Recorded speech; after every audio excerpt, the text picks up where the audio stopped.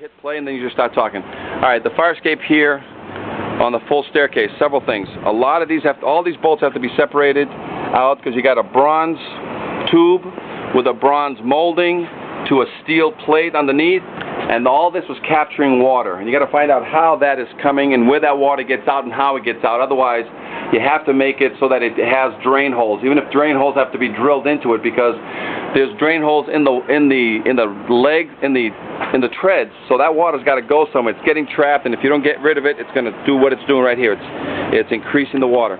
This whole channel just needs to be taken out. It looks like it's a handmade channel. It's a 4-inch piece of channel. It's got to get dug out, and a new one's got to be built to put into place.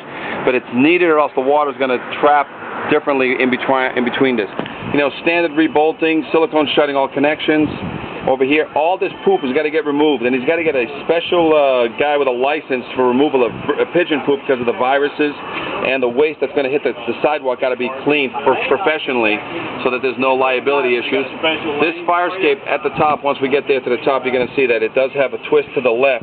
The 5/8 to 3/4 cables look in great condition. I don't think there's a problem with needing them to be replaced. I think these are perfectly good. Where they tie in here is pretty good. When you go up, all the treads look very, very good. I would still silicone shut all of them in areas that water does accumulate. But once you get up here, you got this little channel, this little trough that drops into the channel. On the other side, it's the little bend that drops into the channel. All these need to be greased all the way down, but they're working now, but the greasing will help. Power wash. This is the emergency problem right here. These have failed. The pins here and the pin on that side has failed. This needs to be all opened, and that pin needs to be reinforced and rebuilt. Otherwise, the back of this cantilever can fall down. I don't see it falling down, but I see at least a 50 to 75% failure rate on the pin back here. The release arm will work perfectly once we get it back on the other side. I believe once you remove the pigeon poop, which is accumulated everywhere, the pigeon poop is what's not letting it go up any higher. And as soon as we get that, also this piece going the length here, it looks like it's bowing in.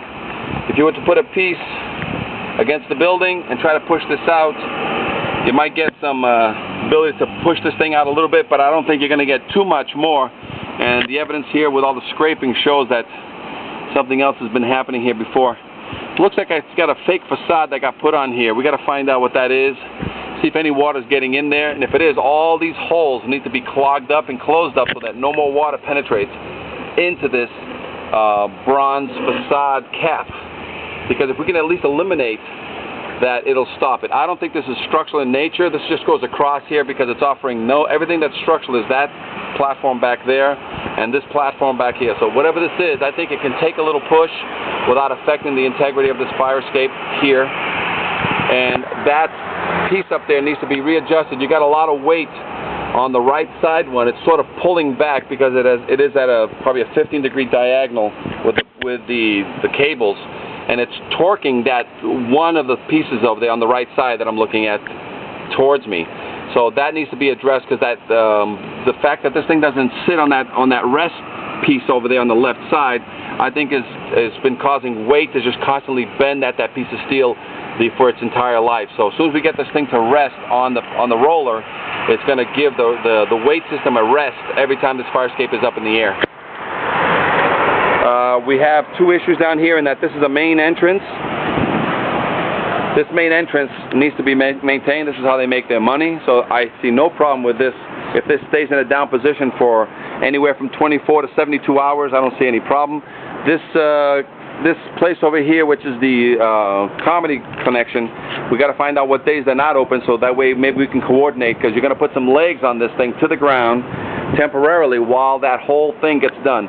Underneath all this needs to be removed underneath, so that not only can we power wash it for the pigeons, but at the same time put it all back, because you got all kinds of failure bolts throughout, and you got some rot here and there, and it looks like simple 3/16 metal on this thing. But otherwise, a good scrape and paint, good primer, a good top coat, silicone shut, all major and minor.